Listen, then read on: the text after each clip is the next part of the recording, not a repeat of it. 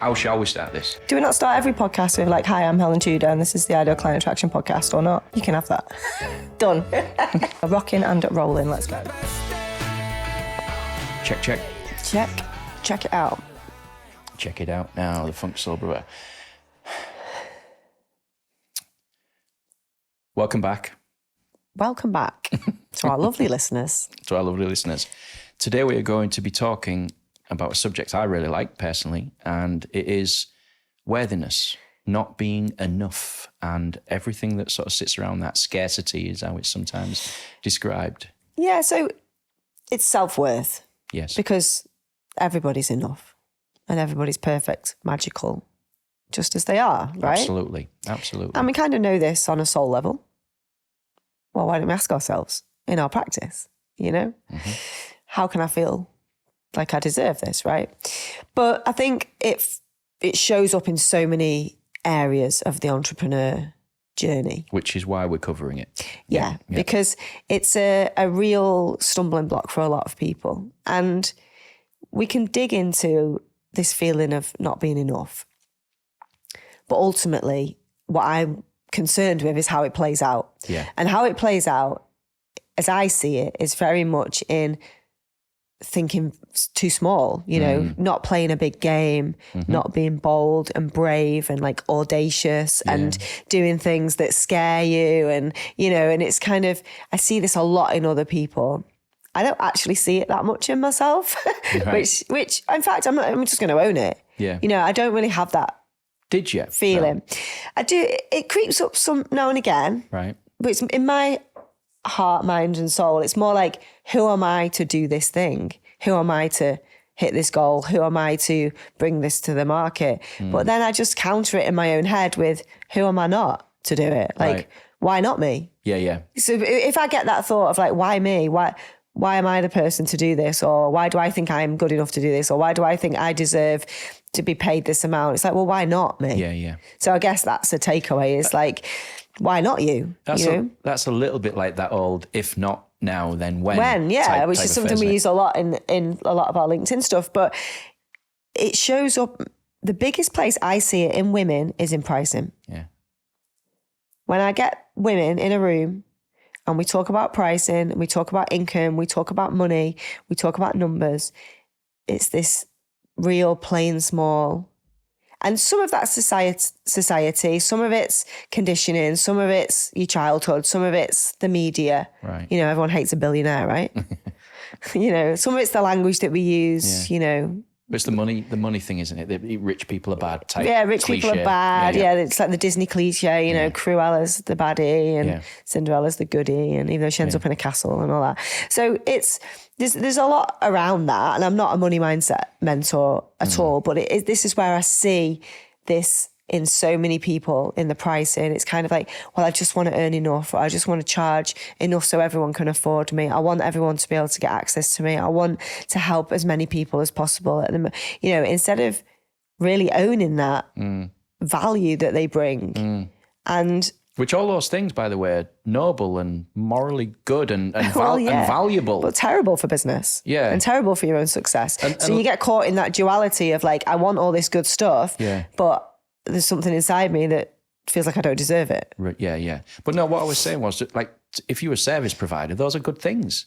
Right? Yeah. You know, that's great. Good. Go yeah. do So that people stuff. could say, like, at this time of filming, I charge £2,000 for a co-creation session, right? Which is about a 2-hour session, which is £1,000 an hour. So who am I to charge £1,000 an hour? Well, who am I not? Because I sleep lovely at night, because I know that you can access so much of my wisdom and so much of what I've got to offer and so much of my training for free. Like, there's thousands of hours of me out there. You don't need to pay me to get the answers. Yeah, I'm not, I don't hold anything back, so you pay me. ChatGPT, Helen Tudor, You pay me. there it all is. You pay me for proximity. You pay me to have that intimate 2-hour bespoke experience that's just for you. Yeah. But if you want to learn how to make money online, how to make money from your business, how to use LinkedIn, it's all there. I don't hold it back. I've been done, you know, tens of thousands of people have been through free challenges. I've got thousands of people. I put out free content all the time. I've got loads of free training. So like, there's loads of ways you can access what I've got to offer. Yeah. But you cannot access me one-to-one unless you pay a premium, because I value my time highly. So people are paying for access, aren't they? But I've played with this a lot, and I don't think it is just the access. I think what we actually pay for is partly access for sure, but we pay for like speed, specificness, because you can personalize it. So it's like your stuff that's out there is all of the principles.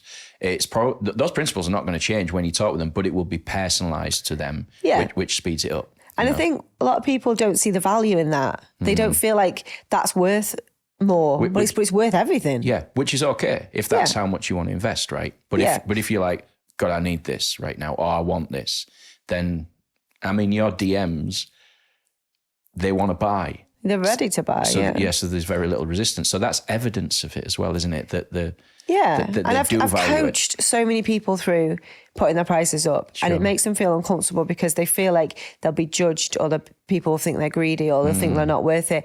And people will think that. Yeah. People will think I am not worth $2,000, 100%. Like my friends are like, why doesn't everybody think I'm worth this? My mates are like, people pay $2,000 to speak to you. Yeah. You know, we get to speak to you for free. Like, what on earth would they want to talk to you for? Never mind pay. So not everyone sees the value in it, and that's okay. Yeah. But you can't let that affect your worthiness and that your inner, in your inner confidence, because this feeling like we're not enough and we don't deserve, like, where does this even come from? Well, I think it comes from our childhood and from society and from this lots of places. Loads of places. And it's almost, we could have therapy for days, or we could just look at it as like, we're going to feel those feelings, but we're going to do it anyway. Yeah. We're going to do what's right above the line and below the line strategically. And if you got a result from that quite quickly, then you've got proof that, hey, I am enough. Hey, And this is where social proof is really powerful as well.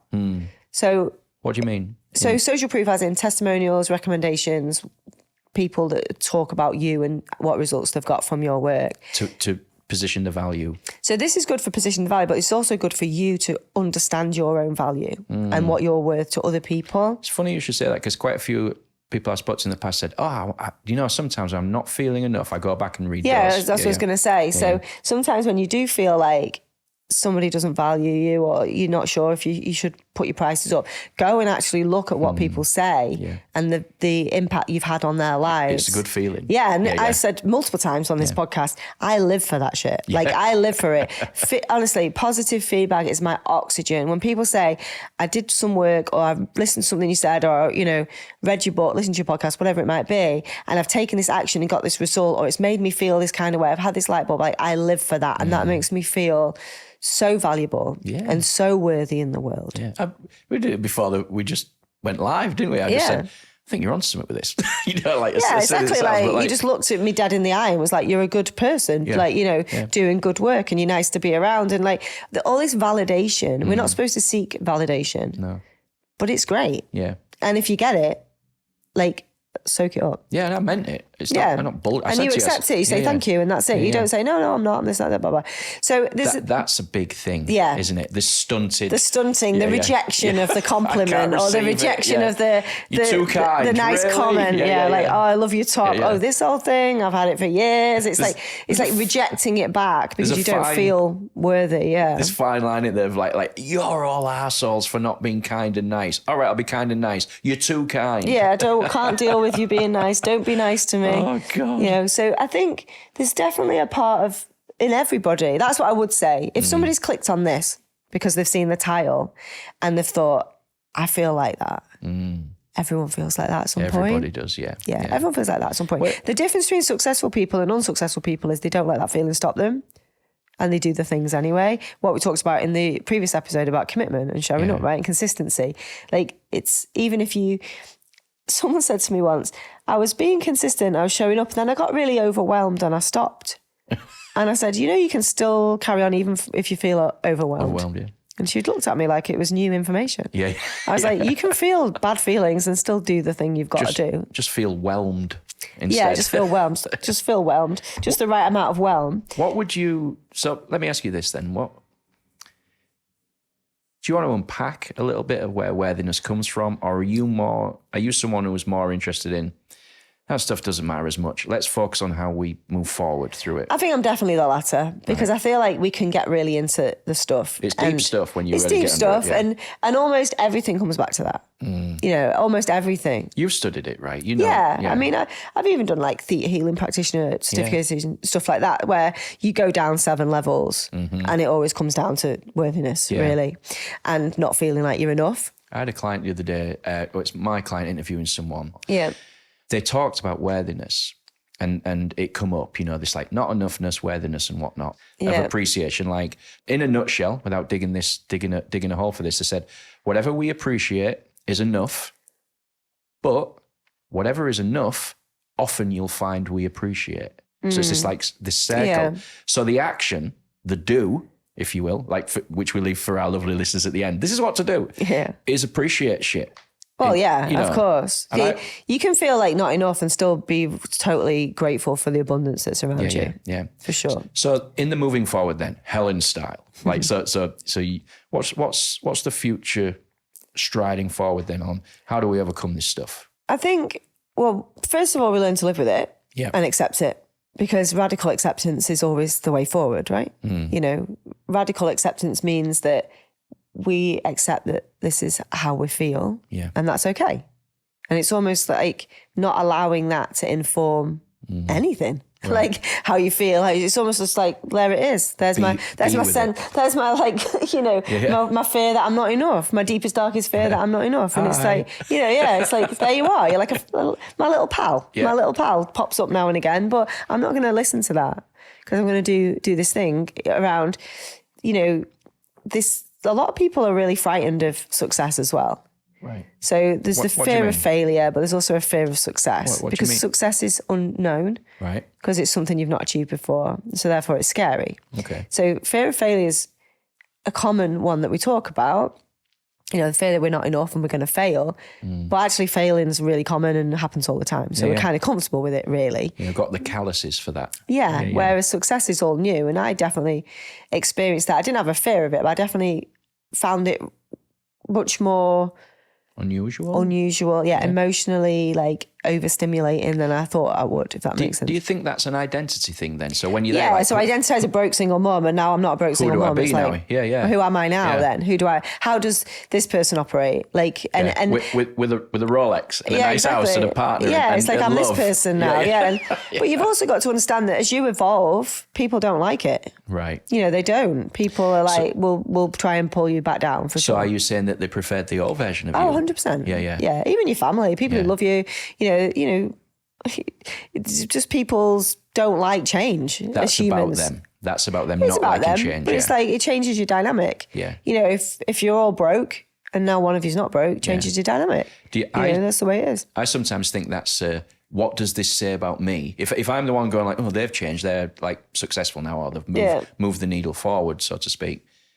I think it's really about the person judging it. It's going like, what does this? They're fearful about what does this say about me? Am I not enough now because they've got some success? It's like, hey, why don't you congratulate them and say it's brilliant, that level of energy? But that's part of it though. And again, you've got to accept that. You can't say, right, well, this person's not happy because I've evolved and changed, so I'm going to therefore go back like a crab in a bucket. You've got to be like, I'm going to move forward. But you can't, you know, I've just finished reading Let Them, which is a fantastic book by Mel Robbins.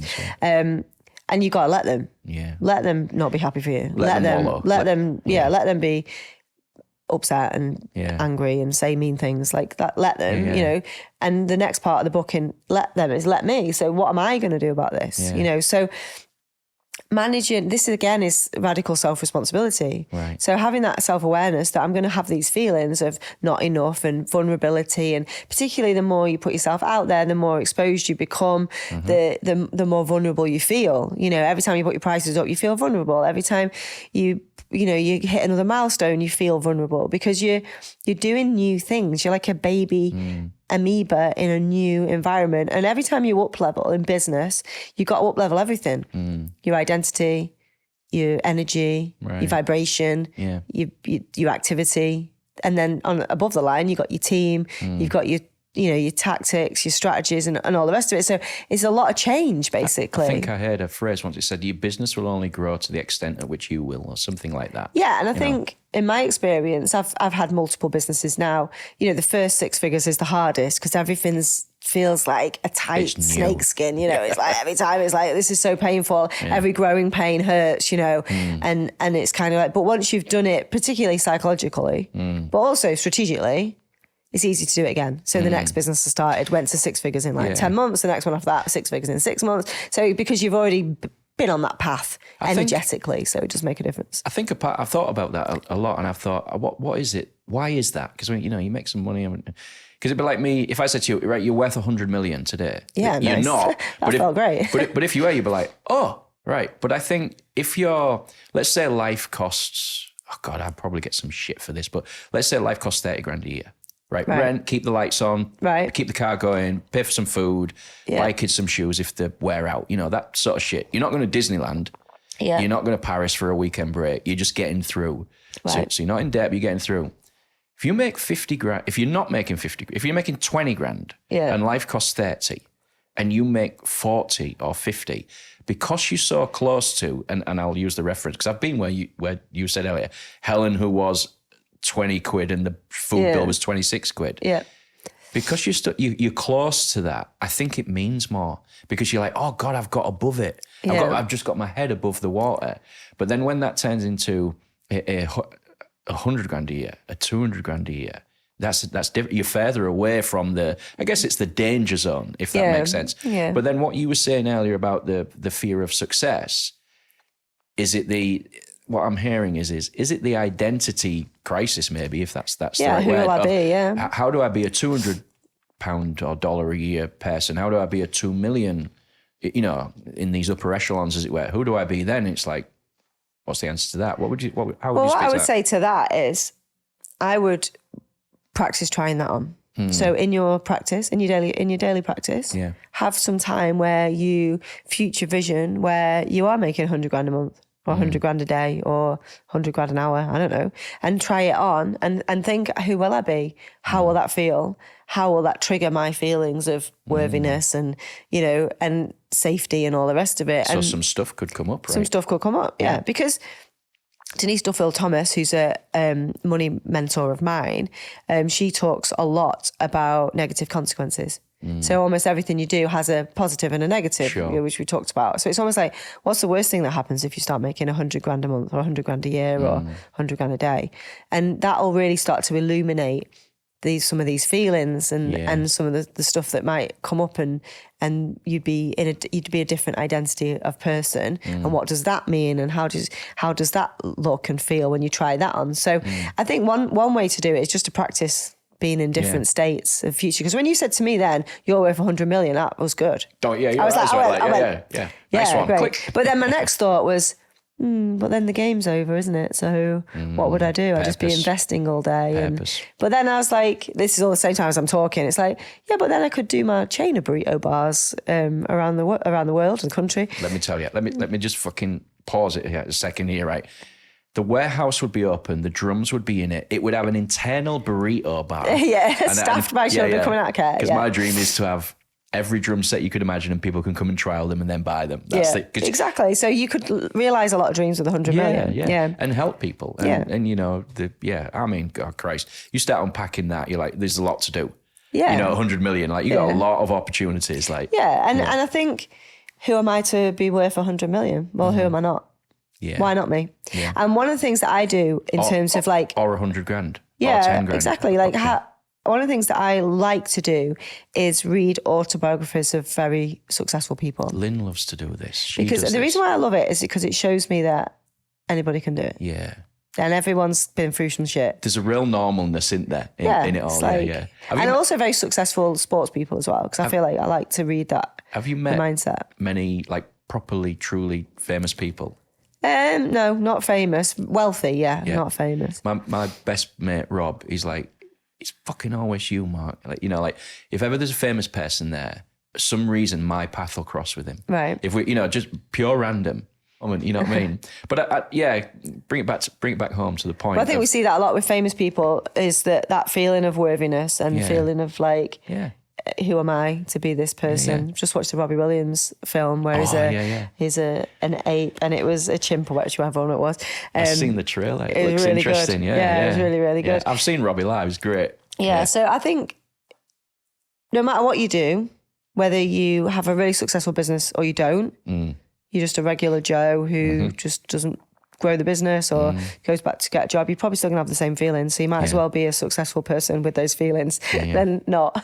We're all meat bags with a ghost inside. You're going to get the feelings anyway. So you might as well do it, and the more you get success in terms of like, success to me is money and impact, right? So, which is why I don't sell widgets on Amazon, right? Because I want to have the impact. Yeah. So the more money you make, the more impact you have, the more evidence you collect. And the more evidence you collect, the more that feeds back into your sense of value and worthiness. And the evidence that you get. So when you put your prices up, for example, until someone pays you, there's always going to be that gap of doubt, and you just got to start, you've just got to have faith. Yeah. But then as soon as someone's paid you, but then when 10 people have paid you, it's like, well, of course, you're going to move into that energy. I've watched your prices rise as you go and you announce it and whatnot.